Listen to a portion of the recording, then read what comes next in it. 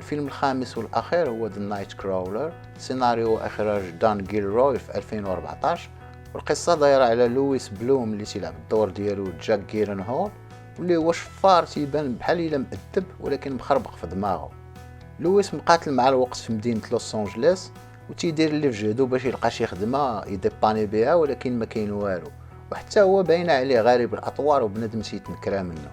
واحد الليلة ما عليه ما به غادي يحضر لواحد الكسيدة خايبة في الطريق، وغادي يبانوا ليه من غير البوليس والامبولانس واحد الفرقة ديال لي كاميرامان اللي بعثوا على غفلة وبداو تيفيلميو في الكسيدة ومحاولة الإنقاذ البوليس. لويس غادي يبقى كيتمنظر وغادي يعجبو هادشي، وغادي يفهم بلي هادوك تيعيطوا ليهم دي سترينجرز، فرقة ديال الصحفيين وكاميرامان فريلانس مكلفين تيفيلميو الكسايد والمصائب اللي تيوقعوا على غفلة، وتيبيعوا الفيديوهات ديالهم من بعد الإذاعة، وابارامون تيتخلصوا بخير. وهنا لويس غادي يتقلشوا ليه ودنيه بحال شي دوبرمان وغادي يفهم بلي هادشي اللي خصو.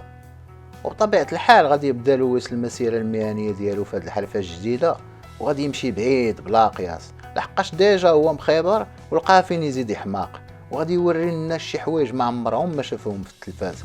الممثل جاك جيلنهول اللي تيلعب الدور ديال لويس بلوم استند في بناء الشخصية ديالو من الكلاب الضالة اللي تيخرجوا بالليل يقلبوا على ما يقصيو، واللي ديما فيهم الجوع.